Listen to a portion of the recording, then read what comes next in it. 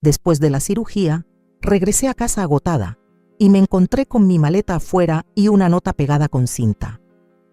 Ahora solo somos nosotros 3. Busca otro lugar donde quedarte. Atentamente, tu nuera. Sin decir una palabra, llamé al banco y bloqueé las tarjetas de crédito. Me alegra que estés aquí. Sigue mi historia hasta el final y comenta desde qué ciudad me estás viendo para saber hasta dónde ha llegado mi voz. Mis manos temblaban mientras leía la nota una vez más, deseando que las palabras se reacomodaran en algo menos cruel. El sol de la tarde caía con fuerza sobre mi cuerpo cansado mientras me quedaba allí, aún con la bata del hospital, contemplando la casa que durante 3 años había llamado hogar. Toqué la puerta. Claro que lo hice. Toqué hasta que los nudillos me dolieron, repitiendo el nombre de Esteban una y otra vez. Mi hijo, mi único hijo, a quien crié sola desde que su padre murió cuando él tenía apenas 12 años. Pero la única respuesta fue el silencio y la voz lejana de Jimena, pidiéndoles a los niños que hicieran silencio. Al final, una cortina se movió apenas y alcancé a ver el rostro de mi nieto de 8 años antes de que Jimena lo apartara bruscamente. La cortina volvió a su sitio y en ese instante supe que realmente no pensaban dejarme entrar. Me senté sobre mi maleta intentando entenderlo todo. 3 años atrás, cuando Harold falleció, Esteban y Jimena me habían sugerido vender mi casa y mudarme con ellos. «Mamá, tiene todo el sentido», me dijo Esteban. «Nos ayudarás con los niños. Nosotros cuidaremos de ti mientras envejeces, y el dinero de la casa servirá para ampliar la nuestra». En ese momento parecía una idea maravillosa. $178,000. Eso fue lo que aporté a las renovaciones de su hogar. Casi todo lo que obtuve por la venta de la casita que Harold y yo pagamos en 30 años. «Es una inversión en nuestra familia», me aseguró Esteban. Y le creí. Recuerdo cómo todo empezó a cambiar poco a poco. Al principio era la abuela, Isabel, la matriarca querida que preparaba hot cakes los domingos y ayudaba con la tarea. Luego, simplemente mamá, útil para cuidar a los niños y cocinar mientras Jimena se dedicaba a su rutina de bienestar. Y al final, solo Isabel, la anciana, incómoda que ocupaba espacio en su hermosa casa. Lo más evidente fue el cambio en Jimena.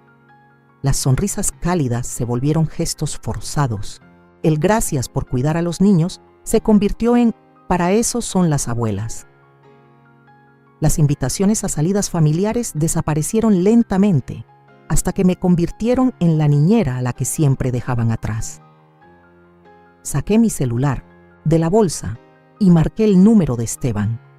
Llamé y me mandó directo al buzón. Lo intenté otra vez. Igual. No quedaba más que mandarle un mensaje. «Esteban, estoy afuera de la casa. Acabo de salir de una cirugía. Por favor, déjame entrar». Vi cómo el mensaje pasaba de entregado a leído. Y nada. Ni una palabra. El sol de la tarde empezó a esconderse y con él se hundía también la verdad de lo que estaba viviendo. Tenía 68 años. Me estaba recuperando de una operación de vesícula y no tenía a dónde ir. El hospital me dio el alta con instrucciones para seguir la recuperación en casa, sin imaginar que ese hogar ya no existía para mí. Cuando el frío del atardecer empezó a calar, acepté por fin que nadie vendría a abrir la puerta.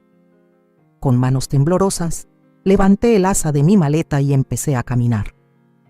Cada paso era una punzada en el abdomen, donde las heridas de la cirugía aún estaban frescas. Tenía $43 en la cartera, apenas lo justo para un taxi. Pero ¿a dónde? Un hotel se tragaría ese dinero en una noche. Mi hermana vivía a 3 estados de distancia. Mi amiga más cercana, Rosalía, se había mudado a un departamento más chico tras la muerte de su esposo. Me senté en una banca junto a la parada del camión, dejando mi maleta a un lado. Me invadió una ola de traición tan fuerte que no pude evitar llorar. ¿Cómo pudo Esteban hacerme esto? El niño que me regalaba tarjetas con brillantina en el Día de las Madres el que me decía que era su heroína, el joven por el que trabajé en 2 empleos para pagarle la universidad, mi hijo y Jimena. Me esforcé tanto con Jimena, siempre respeté sus decisiones como madre, jamás me metí donde no me llamaban, ayudaba cuando me lo pedían. Pensé que habíamos construido algo, si no amor, al menos respeto mutuo. La crueldad del momento no era casualidad. Esperaron hasta que estuviera en mi punto más débil, recién operada, para deshacerse de mí. Lo habían planeado desde antes. Fui solo una niñera y una fuente de dinero hasta que me volví una carga. Cuando las luces de la calle empezaron a parpadear, saqué el teléfono y revisé mis contactos. Dudé con el dedo sobre el nombre de Rosalía. Éramos amigas desde hacía más de 40 años, juntas en los matrimonios, los hijos, ahora la viudez. Si alguien iba a entender, era ella. Sonó 3 veces antes de que su voz familiar contestara. «Isabel, ¿estás bien?» Intenté hablar, pero solo salió un sollozo. «Isabel, ¿qué pasa? ¿No tenías cirugía hoy?» «Doy», susurré con voz quebrada. «Necesito ayuda». Me dejaron afuera. Hubo un silencio breve, luego su voz firme y clara. «Dime dónde estás. Voy por ti». Mientras esperaba a que mi amiga viniera a rescatarme, vi pasar a una familia joven. La madre caminaba con su hijo de la mano, riéndose de algo que él decía. Un momento simple de conexión. Y me cayó el 20 de cómo mi propia familia había cortado todo lazo conmigo. Lo prescindible que me había vuelto. Cerré los ojos sintiendo cómo el peso de la traición me aplastaba, más que la maleta, más que todos mis años vividos. El cuarto de sobra de Doy no tenía gran cosa, solo una cama individual, una cómoda pequeña y una lámpara para leer. Pero esa noche fue un refugio. Las heridas quirúrgicas me latían mientras Rosalía me ayudaba a acomodarme. Su rostro era una máscara de rabia contenida. «No puedo creer que Esteban haya hecho esto», dijo mientras ponía almohadas tras de mí. «Después de todo lo que hiciste por ese muchacho». Yo tampoco podía creerlo, pero ahí estaba la prueba. Mi maleta, empacada al apuro por Jimena con solo algo de ropa y nada de mis cosas queridas, descansaba en un rincón como testigo de esta nueva realidad. ¿Has intentado llamarlo otra vez?, preguntó Doy mientras me pasaba una taza de té de manzanilla. Asentí con la cabeza, sosteniendo la taza tibia con manos que aún temblaban. Ha leído mis mensajes 17 veces y ni una sola respuesta. Doy se sentó al borde de la cama, su cabello gris brillando bajo la lámpara. Somos amigas desde los 20 y tantos, cuando ambas éramos madres jóvenes intentando equilibrar trabajo y familia. Estuvo a mi lado cuando murió Harold y ahora estaba aquí para esto, mi expulsión silenciosa de la vida de mi hijo. «Necesitas descansar», dijo con firmeza. «Mañana veremos qué hacer», pero dormir era imposible. Cada vez que cerraba los ojos, veía la letra de Jimena en ese post-it. Ahora solo somos nosotros 3. La crueldad casual de esas palabras dolía más que mis cicatrices quirúrgicas. Amaneció lloviendo. Las gotas golpeaban suavemente la ventana. Volví a revisar el celular. Ni un mensaje de Esteban, ni una llamada perdida. Solo el silencio digital del abandono. «Vamos a desayunar», dijo Doy desde la puerta. «Luego tenemos que hablar sobre los siguientes pasos». Entre el café y el pan tostado, le conté todo. Cómo vendí mi casa para ayudar a Esteban y Jimena. Cómo las renovaciones convirtieron su hogar de 3 recámaras modestas a una casa amplia de 5 cuartos, con cocina de chef y suite principal. Invertí casi $180,000, dije, revolviendo el café sin mirar. Esteban dijo que era una inversión en nuestro futuro juntos, que siempre tendría un lugar con ellos. La cara de Doy se endureció. ¿Firmaste algo? ¿Algún acuerdo legal? Negué con la cabeza. Es mi hijo, Doy. Confié en él. Las palabras quedaron flotando en el aire, torpes y llenas de una ingenuidad que ahora dolía. Deberíamos revisar tus cuentas, sugirió Doy con suavidad. Asegurarnos de que no tengan acceso a más cosas. El estómago se me hizo nudo. Ni siquiera lo había considerado. Esteban me ayudó a configurar la banca en línea después de la muerte de Harold. Dijo que era por emergencias y le di a Jimena mi tarjeta de crédito para el súper y cosas de los niños. Con manos temblorosas, inicié sesión en la tableta de Doy. Sentí un alivio inmenso al ver que mis ahorros seguían intactos. Pero al abrir el estado de cuenta de la tarjeta, ese alivio se desvaneció. 3.200 en Nordstrom, 1.700 en un lugar llamado Sephora. Doy leía sobre mi hombro. ¿Desde cuándo te volviste tan gastalona, Isabel? Yo no fui, susurré, bajando por una lista interminable de cargos, ropa de diseñador, maquillaje carísimo, cenas en restaurantes que ni conocía, todo en las últimas 3 semanas, justo mientras yo me preparaba para la cirugía. El cargo más reciente fue ayer. 4.500 en un sitio llamado Elite Furniture Gallery. Están redecorando. Mi cuarto, lo entendí de golpe, las piezas encajando. Estaban planeando esto, esperando a que me fuera para reemplazar mis muebles. El rostro de Doy se tiñó de rabia. Malagradecidos de mierda, necesito cancelar esas tarjetas. Interrumpí. Una calma extraña se apoderó de mí. Era la primera sensación clara que tenía desde que encontré mi maleta en la puerta. Necesitaba poner todo en pausa. Con la ayuda de Rosalía, llamé al banco. Sí, quería reportar un mal uso de mis tarjetas. Sí, quería disputar los cargos recientes. Y sí, quería congelar todas mis tarjetas de crédito de inmediato. Señora, esto evitará que se aprueben nuevos cargos, advirtió el representante del banco. Bien, respondí, con firmeza. Eso es exactamente lo que quiero.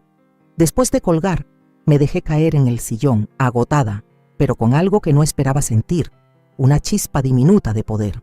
Quizás me habían tirado como si fuera basura vieja, pero aún podía decidir sobre algunas cosas. ¿Y ahora qué?, preguntó Rosalía apretando mi mano. Necesito recuperar mis cosas, dije. Mis álbumes de fotos, el reloj de Harold, la vajilla, de mi mamá, todavía están en esa casa. Lo resolveremos, prometió Rosalía. Pero primero tienes que sanar. Orden del médico. Tenía razón, por supuesto. Mi cuerpo necesitaba tiempo para recuperarse de la operación. Pero al recostarme entre las almohadas, supe que mi corazón tardaría mucho más. Al día siguiente, sonó el teléfono. El nombre de Esteban apareció en la pantalla. Mi corazón dio un brinco. Tal vez había entrado en razón. Tal vez llamaba para disculparse, para rogarme que volviera pues a casa. Contesté en el segundo timbrazo. Mamá de Esteban. Su voz era tensa, controlada. No era la voz de un hijo arrepentido. Parece que hay un problema con tus tarjetas de crédito. No. ¿Cómo te sientes después de la operación? No. Lamento que te hayamos dejado afuera. Solo preocupación por las tarjetas, sí, dije, sorprendida por la firmeza de mi propia voz. Las congelé.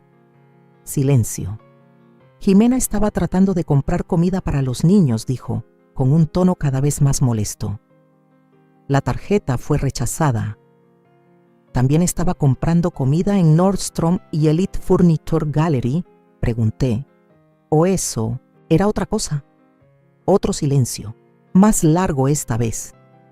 Mamá, tú autorizaste a Jimena a usar esas tarjetas para emergencias y necesidades. Lo corregí. No para miles de dólares en quién sabe qué. Lo escuché inhalar fuerte. Mira, no tengo tiempo para esto ahora. Solo descongela las tarjetas. Podemos hablar de límites de gasto después. La indiferencia en su voz encendió algo en mí, una rabia lenta que venía creciendo desde que vi ese post-it. No, Esteban, dije en voz baja. No creo que lo haga. ¿Cómo dices? La sorpresa en su tono casi me hizo sonreír.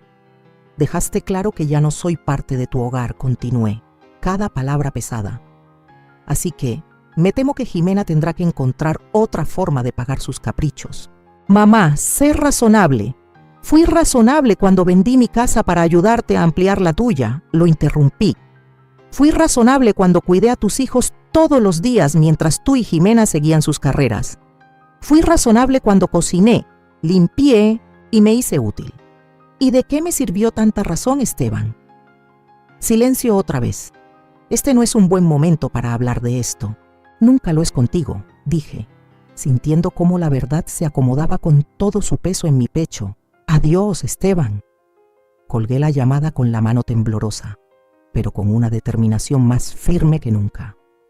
En el marco de la puerta, Doy me observaba, con una sonrisita dibujada en el rostro. Vaya, dijo, mira quién por fin sacó el coraje. Logré devolverle una sonrisa débil. Congelar las tarjetas es apenas el comienzo, dije. Necesito averiguar qué más han hecho con mi dinero. Justo en ese momento apareció un mensaje de texto en mi celular. Esteban, esto es infantil. Mamá, llámame cuando estés lista para actuar como una adulta. Le mostré el mensaje a Doy, que soltó un resoplido incrédulo. Qué ironía que él te llame inmadura, murmuró, después de lo que hicieron. Dejé el teléfono a un lado y una extraña calma empezó a instalarse en mí. El shock inicial y el dolor seguían ahí, pero algo nuevo se abría paso. Decisión. Me habían arrebatado mi hogar, mi seguridad y mi lugar en la familia. Pero no les permitiría llevarse nada más, ni un centavo más, ni un gramo más de mi dignidad. Pasó una semana sin noticias de Esteban. Las incisiones de la cirugía sanaban poco a poco, pero la herida de la traición seguía fresca, abierta. Doy había sido mi salvavidas, pero no podía quedarme con ella para siempre. Tenía que recoger mis cosas y decidir qué iba a hacer.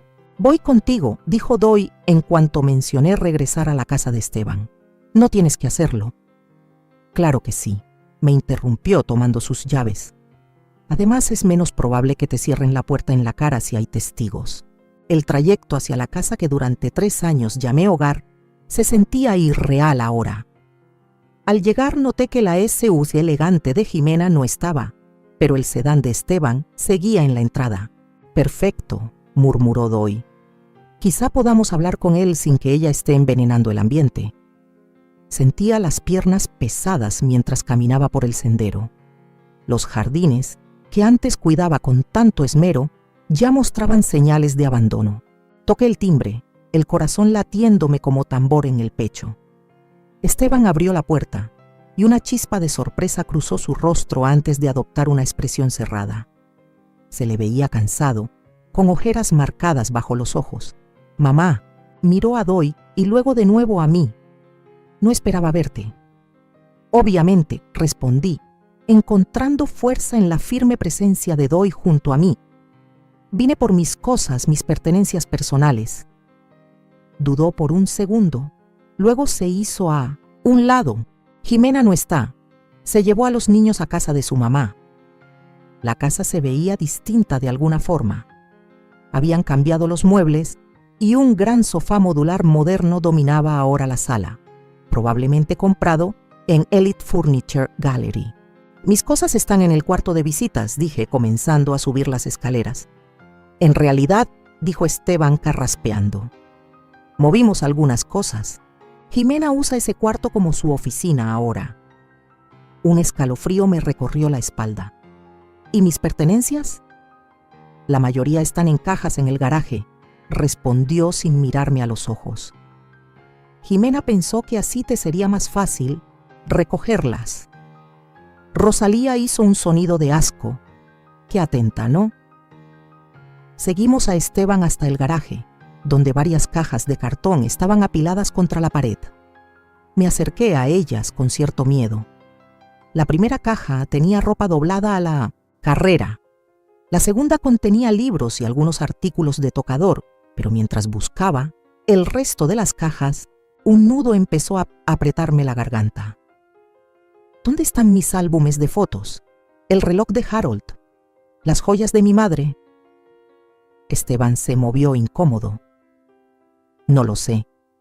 Jimena empacó todo. Pues no están aquí, dije con la voz alzándose. ¿Y la vajilla de mi mamá? Los recuerdos de familia. Mamá, tranquila. No me digas que me tranquilice, solté, sorprendida hasta yo por la fuerza de mi rabia. Esas cosas no se pueden reemplazar.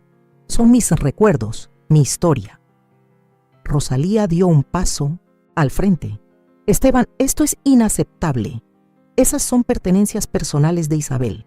Esteban se pasó la mano por el cabello, luciendo más como un niño regañado que como un hombre adulto.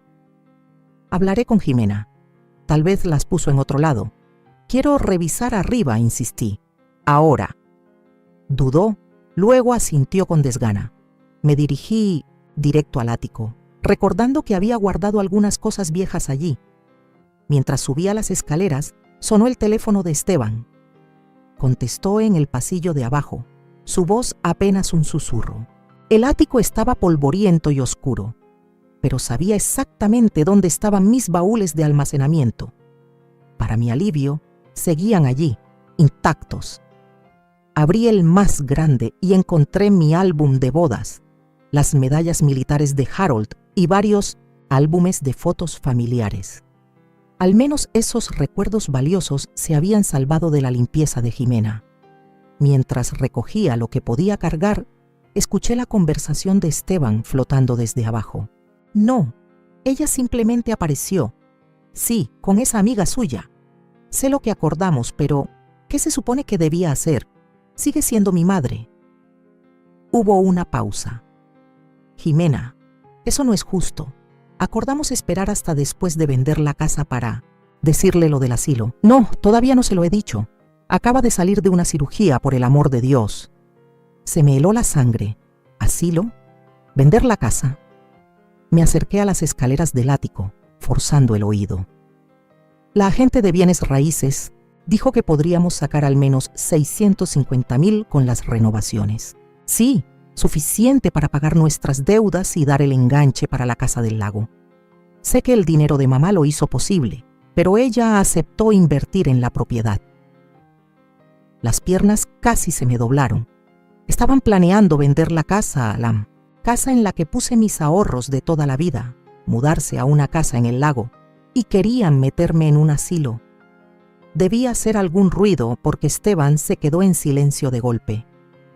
Tengo que colgar, dijo apresurado. Puede que me haya escuchado. Me lancé de nuevo al baúl, la cabeza girando. Mientras los pasos de Esteban se acercaban a la escalera del ático, fingí concentrarme en los álbumes de fotos, intentando controlar mis manos temblorosas. Mamá, ¿encontraste lo que buscabas? Su voz sonaba tensa. Parte de ello, respondí, sin confiar en mí misma para decir más. Me ayudó a bajar las cosas que había encontrado. El silencio entre nosotros se hizo espeso, incómodo. En el garage, Doy revisaba con paciencia las cajas que quedaban. Esteban, dije, ¿en serio pensabas decirme algo sobre vender la casa alguna vez? Su rostro se puso pálido. ¿Lo escuchaste? Sí, lo escuché. Igual que supe del asilo que ya elegiste para mí. Mi voz sonó sorprendentemente firme, aunque por dentro estaba hecha un torbellino. ¿Pensabas siquiera consultarme sobre todo esto? Al menos tuvo la decencia de parecer avergonzado.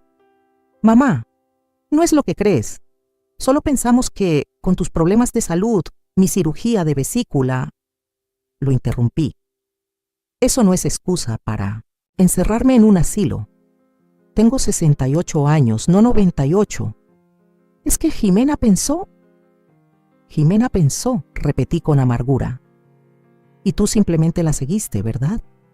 Igual que hiciste cuando me echaste de mi propia casa. No es tu casa, dijo, con un destello de desafío en los ojos. Tu nombre no está en la escritura. Sus palabras me golpearon como una bofetada. Tenía razón. A pesar de todo el dinero que puse, legalmente no tenía ningún derecho sobre la casa. Confié en mi hijo, y esa confianza fue mi ruina. Doy intervino con la voz helada. Nos llevamos estas cajas ahora. Y Esteban, Te sugiero que encuentres las cosas de valor de tu madre antes de que tengamos que llamar a las autoridades. Mientras cargábamos las cajas en el auto de Doy, vi por la puerta abierta del garage unos papeles sobre el escritorio de Esteban.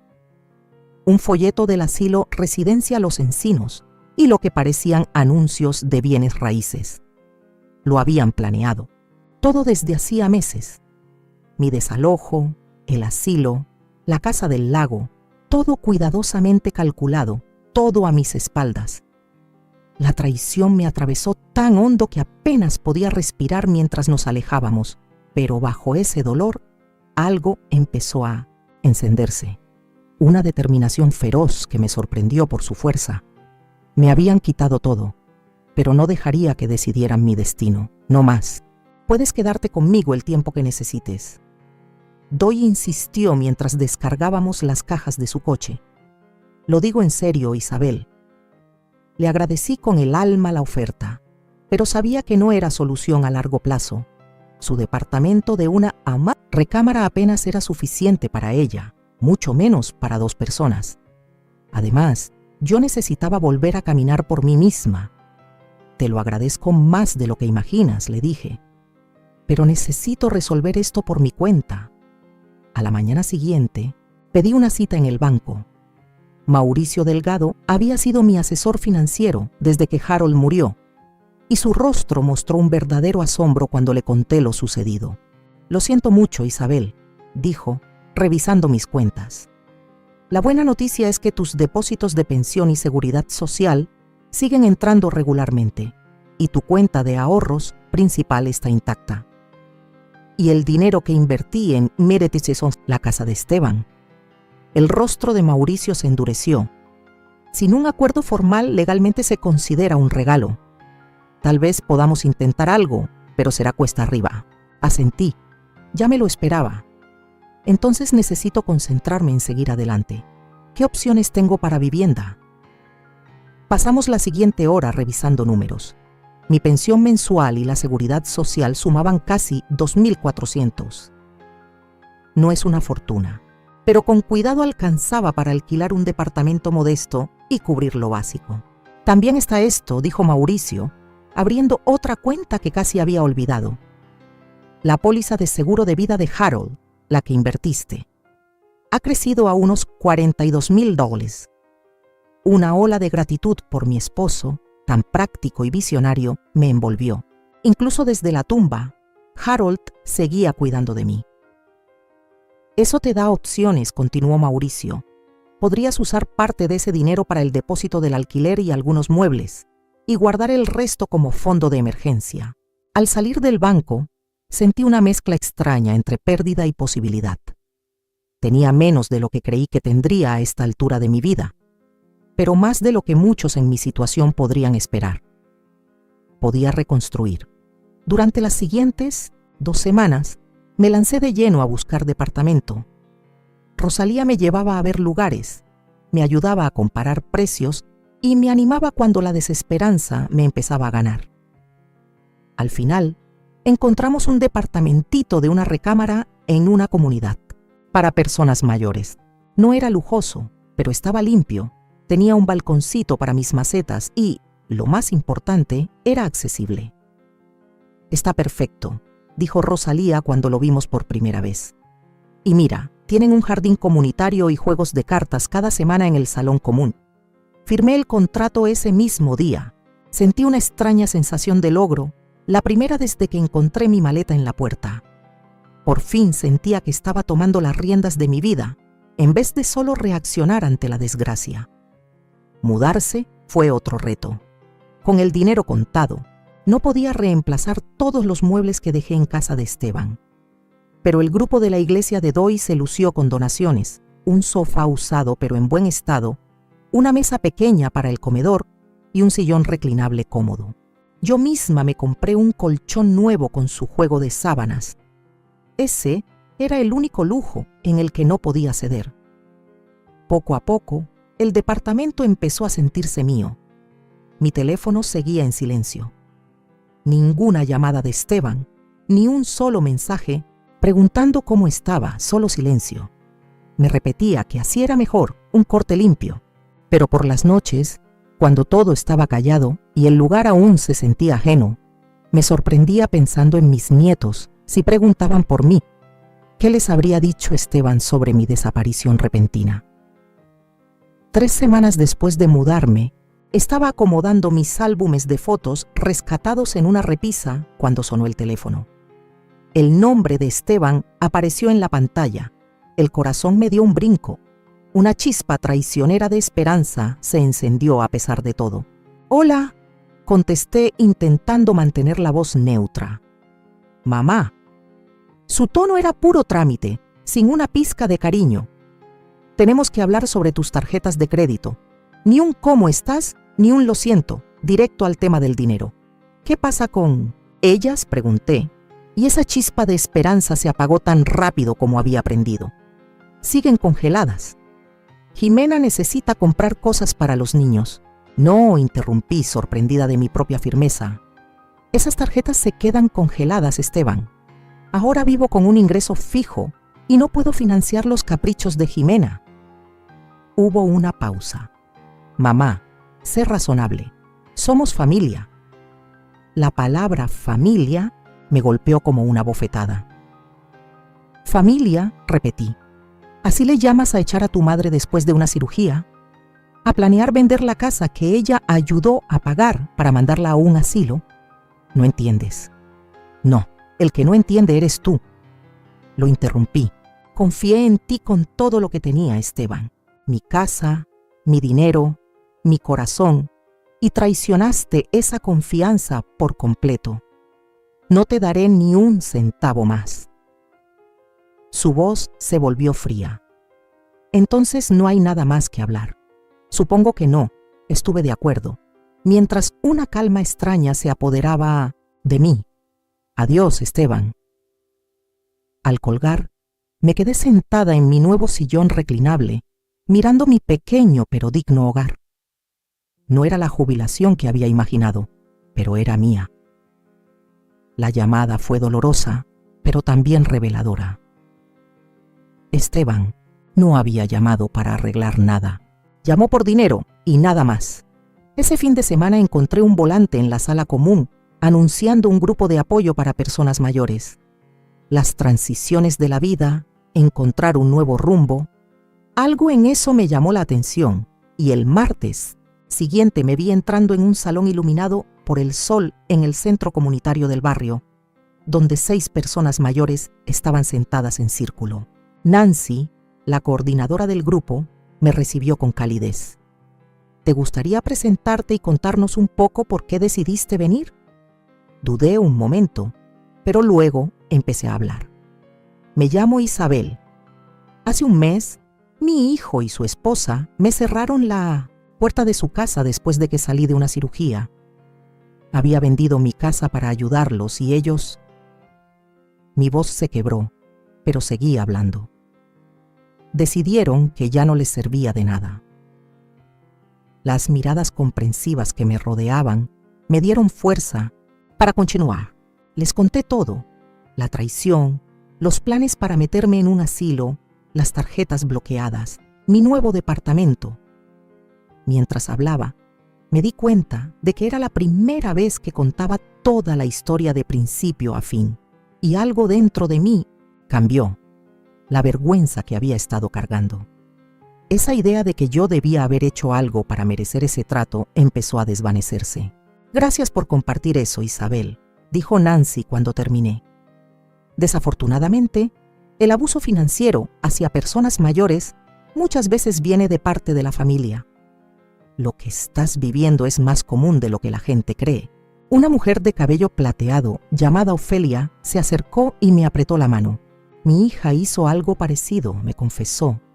«Me tomó años reconstruirme, pero lo logré. Y tú también lo harás».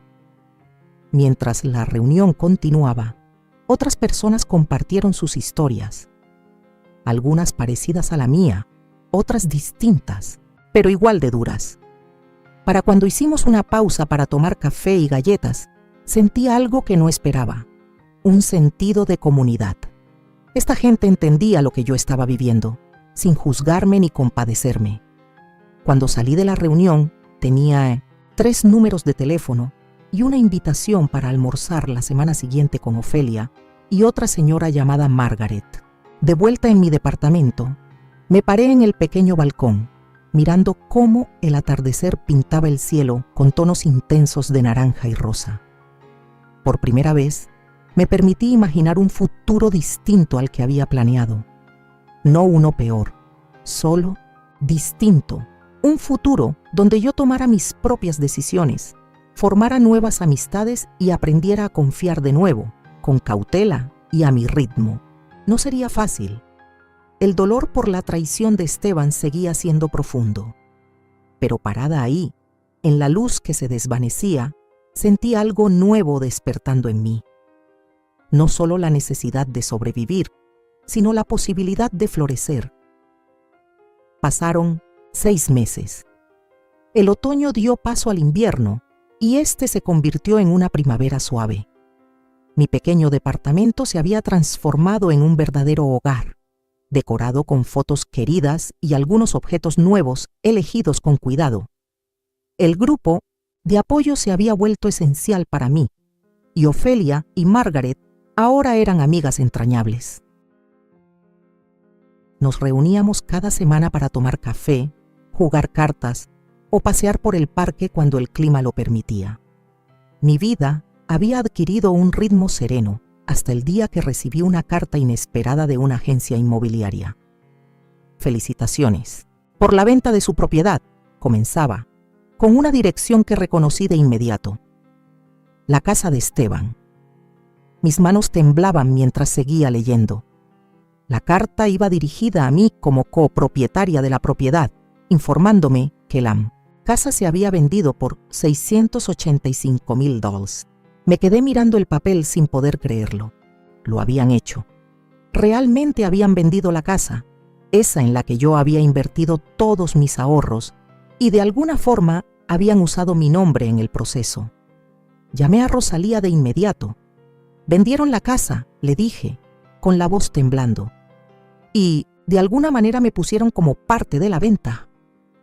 Eso es imposible, dijo Rosalía. Tu nombre no aparece en la escritura. ¿Cómo pudieron hacer eso? Se detuvo. A menos que hayan falsificado algo. Isabel, necesitas hablar con un abogado. Al día siguiente, me senté frente a Patricia Winters, una abogada especializada en derecho de personas mayores, recomendada por Ofelia. Revisó la carta con el ceño cada vez más fruncido. Esto es preocupante, dijo. No podían vender legalmente la casa usando tu nombre como copropietaria, a menos que haya documentos con tu firma. ¿Firmaste algo relacionado con la casa? Me puse a pensar. Esteban me hizo firmar unos papeles cuando recién me mudé. Dijo que era por cuestiones fiscales, por el dinero que yo aportaba. Patricia asintió con seriedad. Quiero investigar esto más a fondo. Mientras tanto, sugiero que organicemos una reunión con Esteban y Jimena. Si cometieron fraude, tienen que saber que habrá consecuencias. La idea de enfrentarlos me provocaba ansiedad, pero también una extraña sensación de anticipación. Durante meses había estado reconstruyendo mi vida, reencontrando mi fuerza. Tal vez ya era hora de mostrarles en quién me había convertido. Patricia me ayudó a redactar una carta formal solicitando una reunión. La enviamos por correo certificado para que no pudieran decir que nunca la recibieron. 3 días después, Esteban llamó. ¿Qué significa esto, mamá?, exigió con la voz tensa. ¿Por qué estás metiendo a un abogado? Creo que tú sabes perfectamente de qué se trata, respondí con calma. La venta de la casa, una pausa, ese es asunto nuestro, no tuyo. No según la carta que recibí felicitándome por la venta, rebatí. De alguna manera, mi nombre apareció en una transacción de la que no sabía nada. Suspiró profundamente. Está bien, podemos reunirnos, pero sin el abogado. Esto es un asunto familiar. El momento de tratar las cosas como familia se acabó. Cuando pusiste mi maleta en la puerta, Esteban, dije, sorprendiéndome de lo firme que sonaba. Patricia estará presente y te sugiero que traigas tu propio abogado. Acordamos vernos en un lugar neutral, un salón privado en un restaurante local. Los días previos a la reunión los pasé oscilando entre la ansiedad y una determinación feroz. La noche anterior, Ofelia me llamó para saber cómo estaba. Recuerda, dijo, no estás peleando solo por tu dinero, estás peleando por tu dignidad. No dejes que te vean titubear. La mañana de la reunión me vestí con cuidado, con un vestido azul que Doy decía que hacía resaltar mis ojos. Me maquillé ligeramente y me peiné con esmero. Al mirarme al espejo, apenas reconocía a la mujer segura que me devolvía la mirada. 6 meses atrás, estaba rota, traicionada y sin hogar. Hoy me mantenía erguida, lista para enfrentar a quienes intentaron destruirme. Patricia pasó por mí y, mientras manejaba, repasábamos nuestra estrategia. Deja que hablen primero, aconsejó. La gente suele decir más de lo que quiere cuando se pone a la defensiva. Esteban y Jimena ya estaban sentados cuando llegamos, junto con un hombre delgado que Patricia identificó como James Porter, un abogado local conocido por manejar temas de bienes raíces. Jimena se veía tensa, su apariencia pulida algo descompuesta. Esteban evitaba mirarme. «Gracias por venir», comenzó Patricia, colocando una carpeta sobre la mesa. «Estamos aquí para hablar sobre la reciente venta de la propiedad en calle Jacarandas, 1472 y en específico sobre el interés financiero que tiene mi clienta en dicha propiedad». James Porter carraspeó. «Mis clientes sostienen que la señora Brennan no tenía ninguna propiedad legal sobre la casa. Su aportación fue un regalo, como está documentado aquí». Empujó un papel hacia nosotros. Patricia lo revisó brevemente. «Este documento solo reconoce una contribución financiera. No la clasifica como un regalo desde el punto de vista legal. Además, tenemos pruebas de que el nombre de la señora Brennan se utilizó en el proceso de venta sin su conocimiento ni consentimiento».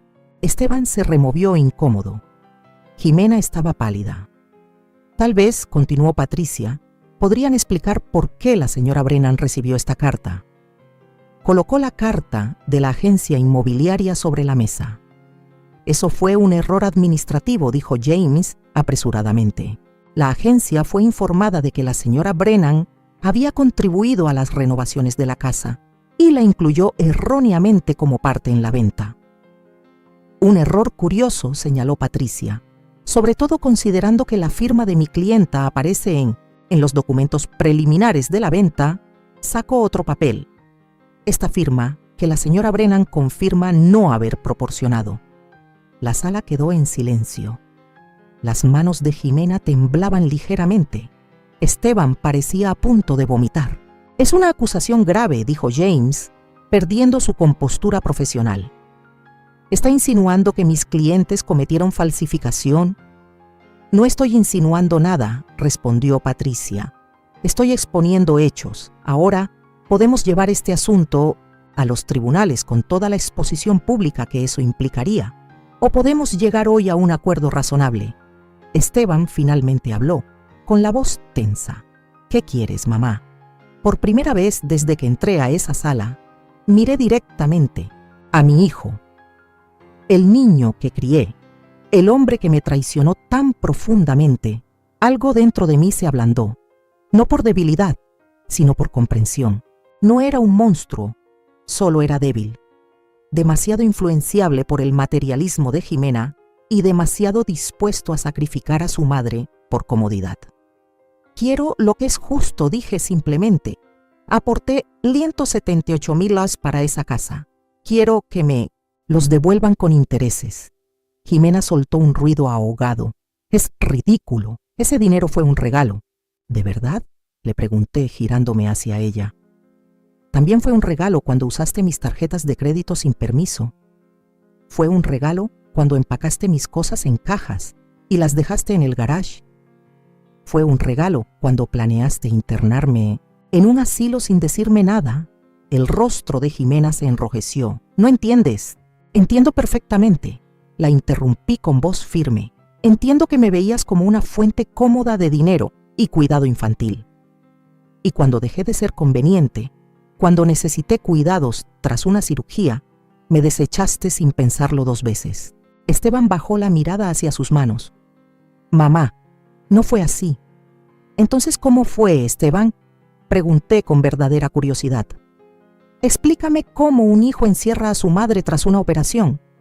No tuvo respuesta. Patricia llevó suavemente la conversación de vuelta al asunto legal. Mi clienta está dispuesta a aceptar un acuerdo por el monto original más un 6% de interés, lo que suma aproximadamente $188,000. Dadas las circunstancias, me parece más que razonable. James se reunió con Esteban y Jimena, susurros tensos entre ellos. Finalmente, James se incorporó. Mis clientes están dispuestos a ofrecer $150,000 como acuerdo total, dijo. Patricia me miró preguntando en silencio. Lo pensé un momento y asentí. El monto exacto era menos importante para mí que el reconocimiento de lo que habían hecho. Aceptamos, dijo Patricia, con la condición de que los fondos se transfieran en un plazo de 7 días y que ambas partes firmen un acuerdo de confidencialidad sobre las circunstancias de este arreglo.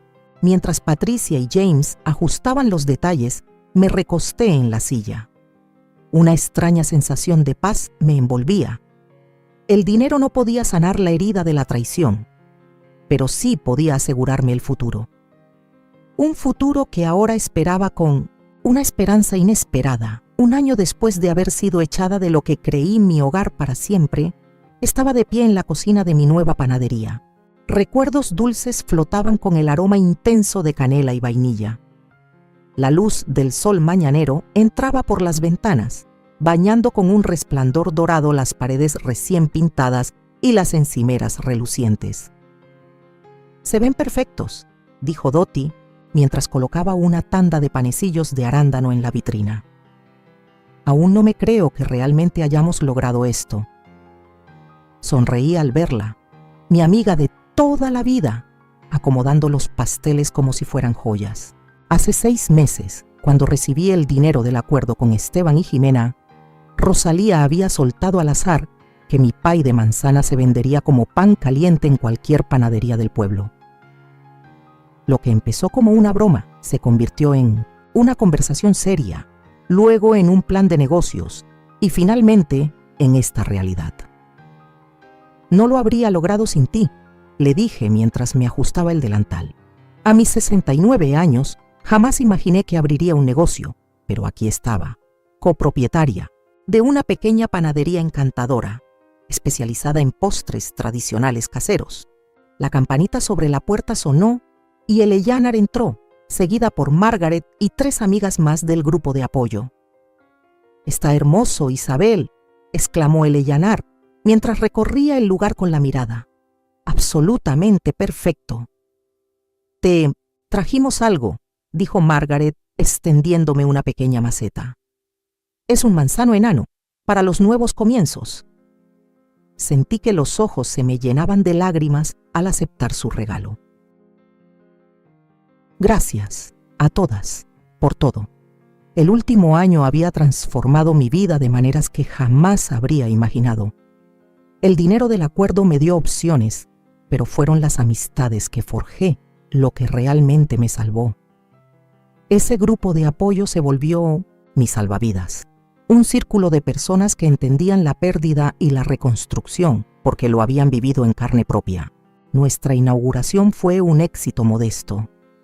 Vecinos curiosos se acercaron, atraídos por el letrero pintado a mano y el aroma del pan horneado. Para el mediodía ya habíamos vendido la mitad de nuestro inventario y al cerrar, las vitrinas estaban casi vacías. «Yo diría que eso es un triunfo», declaró Rosalía mientras contábamos lo ganado en el día. «Quizá de verdad logremos que esto funcione». Asentí, demasiado cansada para hablar, pero con una satisfacción profunda que no sentía desde hacía años. Esta pequeña panadería era mucho más que un negocio. Era la prueba palpable de que la vida puede comenzar de nuevo a cualquier edad, que una traición no tiene que ser el punto final. Las semanas siguientes tomaron un ritmo agradable. Me levantaba antes del amanecer para comenzar a hornear, Encontraba mi ritmo en el silencio de la mañana y luego recibía a los clientes durante el día. El trabajo era físicamente agotador, pero me daba propósito, y los elogios frecuentes por mis postres alimentaban mi alma de una forma que no sabía que necesitaba. 3 meses después de abrir, una tarde tranquila de martes, sonó la campanita. Levanté la vista de una bandeja de tartaletas de limón y vi a Esteban en la entrada, parado con torpeza. El corazón me dio un vuelco. No hablábamos desde la reunión, del acuerdo. Verlo ahí, más delgado, con nuevas líneas en el rostro, desató en mí una tormenta de emociones, amor, dolor, rabia y algo parecido a la compasión. «Mamá», dijo con una voz apenas más alta que la música suave que sonaba en la panadería. Me limpié las manos en el delantal. «Esteban, qué sorpresa». Se movió incómodo, echando un vistazo al lugar alegre. «Está bonito. La panadería te queda bien». «Gracias», respondí con tono neutro. «¿Qué te trae por aquí?» Respiró hondo. «Estoy en problemas, mamá». Por supuesto que sí. ¿Por qué más habría venido después de tanto tiempo? No era difícil adivinar. Su presencia no traía reconciliación ni redención. Era hambre. Era necesidad. Y aunque una parte de mí lo supo desde el primer instante en que lo vi parado en la puerta de mi panadería, no pude evitar preguntarme si, al menos, le dolía. «¿Qué clase de problemas?», pregunté, aunque ya me lo imaginaba. Lo dije con una calma que no sentía, observando cada gesto, cada suspiro. «Económicos», admitió bajando la vista, como si no pudiera sostener mi mirada. Su voz se rompía en pedazos, igual que su dignidad. «Jimena se fue. Se llevó a los niños a casa de su mamá, allá en Arizona. El dinero de la venta de la casa ya no está. No sé exactamente cómo. Jimena manejaba todo lo financiero». Soltó una risa amarga, hueca, una de esas que no llevan alegría sino derrota. «Irónico, ¿no? Después de todo lo que pasó contigo, después de cómo te dejamos». Me quedé quieta, observándolo como si fuera un extraño que alguna vez soñé que era mi hijo. No podía negar que me dolía verlo así, más flaco, con el rostro pálido y cansado, como si la vida le estuviera pasando factura. Y sin embargo, mi corazón no corría hacia él como antes. Mi instinto de madre ya no podía cubrirle las heridas con vendas tejidas de perdón. «Lamento escuchar eso», dije al fin. Y, para mi sorpresa, era verdad. Me dolía. Sobre todo, por los niños. «Debes extrañarlos mucho». Asintió con los ojos vidriosos. «Sí, mucho. Estoy tratando de ver cómo recuperarlos, pero primero necesito...». Hizo una pausa, tragando saliva, buscando las palabras. «Necesito volver, a levantarme». Finalmente me miró a los ojos. Sus pupilas buscaban la ternura que alguna vez fue incondicional en mí.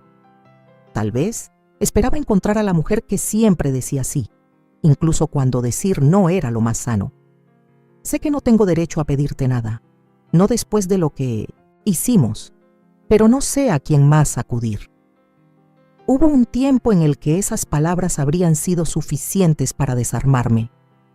Tiempo atrás, habría corrido a su lado, abierta como una puerta vieja que no sabe cerrarse. Pero esa mujer ya no existía. Aquella Isabel, la que vendió su casa por un sueño de familia, la que cocinaba y callaba, la que aguantaba y aguantaba, se había ido. «¿Qué es exactamente lo que estás pidiendo, Esteban?», pregunté, con una firmeza que no era dureza sino límite. Dudó. Se removió, bajó la mirada otra vez. «Un préstamo», dijo al fin. «Solo hasta que pueda vender la casa del lago y encontrar algo más económico. Nada grande. Solo lo necesario para salir del hoyo y empezar de nuevo». Ah, la casa del lago, la misma que habían soñado comprar con las ganancias de la casa que yo ayudé a remodelar, donde cada centímetro de pintura y cada baldosa llevaba una parte de mis ahorros, de mi pasado, de mi confianza ciega. Sentí cómo la ironía me arañaba el pecho pero respiré hondo. No puedo hacer eso, respondí con suavidad, pero con una fuerza interna que me sorprendió incluso a mí. Ya no temblaba, ya no dudaba. Su rostro se desplomó, como si mi negativa le partiera el alma. Mamá, por favor, entiendo por qué estás enojada. No se trata de enojo, Esteban, lo interrumpí. Se trata de respeto, se trata de límites, de amor propio, de no repetir lo que ya me hizo daño una vez. Guardó silencio, y yo también, porque sabía que las palabras más duras no son las que se gritan, sino las que se sostienen con calma. Se trata de aprender de lo vivido. Respiré hondo. Pero sí puedo ofrecerte otra cosa. ¿Qué cosa? ¿Un trabajo? Dije. Necesitamos ayuda con las entregas y con levantar cosas pesadas aquí. No paga mucho, pero es trabajo honesto. Esteban me miró sin saber qué decir. Claramente esperaba un rechazo directo o un cheque en blanco. ¿Tú? ¿Tú me contratarías después de todo? Sí, respondí sin más. No porque lo merezcas, sino porque decido ofrecerlo. Se quedó en silencio un largo rato, pensando. ¿Cuándo empiezo? Mañana a las 5. Empezamos a hornear temprano. Asintió despacio. Está bien, gracias. Cuando se fue, Rosalía salió del cuarto trasero donde nos había dejado espacio con discreción. ¿Estás segura de esto? Preguntó con preocupación reflejada en el rostro. No, admití, pero se siente correcto. No por él, por mí. La verdad era que ofrecerle trabajo a Esteban en lugar de una limosna era tanto por mi sanación como por la suya. Estaba marcando un límite, manteniendo mi dignidad y aún así dejando entreabierta una puerta para una posible reconciliación. 2 meses después, Esteban seguía llegando cada mañana a las 5, entregando pedidos, lavando platos y poco a poco aprendiendo lo básico de la panadería. Nuestra relación era cautelosa, construida sobre conversaciones neutras. No hablábamos de Jimena ni del pasado, solo de las tareas diarias. No era exactamente perdón, pero era algo, un puente frágil que íbamos construyendo tabla por tabla. En una tarde cálida de domingo, mi día libre, me senté en el pequeño patio de mi departamento, cuidando las hierbas en macetas que había comenzado a cultivar. El manzano enano que me regalaron mis amigas había dado su primer fruto diminuto. Solo una pequeña manzana, pero una victoria al fin. Mi celular sonó y sonreí al ver el nombre de Elaner en la pantalla. ¿Cómo estuvo tu cita?, pregunté en tono burlón. Elaner había empezado a salir con Richard, un viudo que conoció en el huerto comunitario. Maravillosa, suspiró feliz. Me llevó a ese nuevo restaurante italiano junto al lago, pero te llamo por ti. Seguimos con la cena de esta noche. Richard traerá a su amigo William. Me reí. ¿Aún intentas emparejarme con William? Es un hombre encantador, Isabel. Profesor de inglés jubilado, viudo desde hace 5 años. Le encanta hornear y cuidar el jardín, y tiene los ojos más amables que he visto. Allí estaré, prometí, sorprendida por lo mucho que, en realidad, lo estaba esperando. Al colgar, miré alrededor de mi espacio pequeño pero hermoso. Las plantas floreciendo, los muebles cómodos, las fotos de mis nuevos amigos junto a recuerdos viejos y queridos. Nada de esto era lo que había planeado para mis años de retiro. Era diferente, inesperado, pero de algún modo más rico de lo que jamás imaginé. La traición que una vez estuvo a punto de destruirme terminó por obligarme a descubrir una fuerza que jamás imaginé tener. Me arrancó las falsas apariencias y, en su lugar, me regaló vínculos reales, me quitó una seguridad ilusoria y me entregó una independencia verdadera. Arranqué la única manzana de mi pequeño árbol. Su piel era suave y fresca contra mi palma. No era perfecta, un poco chueca y más chica que las del supermercado, pero era auténtica, nacida del esfuerzo y dulce con promesas, justo como mi nueva vida. A veces, La traición llega envuelta en las voces que más amamos, con rostros que hemos besado en la frente y manos que alguna vez sostuvimos con orgullo. No llega como un extraño en la noche, sino como ese hijo al que criaste sola, esa nuera a la que abriste tu casa, esa familia que creíste inquebrantable. Y cuando pasa, cuando te rompen el corazón justo donde creías estar más segura, lo primero que sientes es vergüenza, como si algo hubieras hecho mal tú. Como si tu amor fuera culpa. Pero aprendí que la vergüenza no me pertenecía, que el error no fue amar demasiado, sino permitir que confundieran mi generosidad con obligación. Me costó una cirugía, una maleta en la puerta y las cicatrices de una expulsión silenciosa para entender que el amor no justifica el abuso y que, incluso cuando te han quitado todo, tu hogar, tu familia, tu historia, aún puedes levantarte, aún puedes volver a construirte, y no como eras antes, sino más fuerte, más consciente, más libre. El mensaje que quiero dejarte es claro. Tu valor no lo define lo que otros te hacen, sino lo que tú decides hacer después.